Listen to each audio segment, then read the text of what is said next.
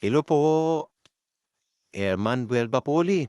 May safety tips tayo sa pag-inom nitong lemon water. Baka mag-hyperacidity yung mga iba, yung pangangasim ng sikmura. So ingat lang kasi dun niya sa citric acid niya, malic acid, acetic acid, formic acid, at dun din sa mga naningilo ang ipin. So ingat din. Pwede kayong gumamit ng straw.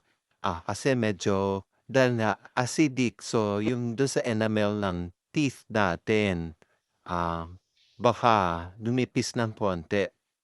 Better pa din ang pag-inom ng lemon water kumpara sa soft drinks. At syempre, wag nating lululunin ang buto. Paano mag-prepare ng lemon water?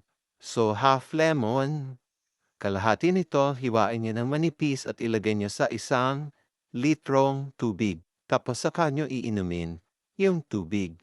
So, gano'n, 1 liter, half lemon, gano'n yung timpla. Puwede niyong lagyan ng konting honey para sumarap-sarap. Hindi ba sa mga restaurant nga, para may lasa yung tubig, maglalagay sila minsan 1, 2 hiwa nga lang ng lemon sa isang pitcher ng tubig, eh. Siyempre mahal kasi ang lemon, so medyo nagtitipid sila. So, ang paalala natin, in moderation lahat. So, 'wag sobra-sobra pag-inom ng lemon. So, half lemon sa 1 litro ng tubig. 'Wag masyadong maasim ang gawa. Ingat po palagi. God bless po.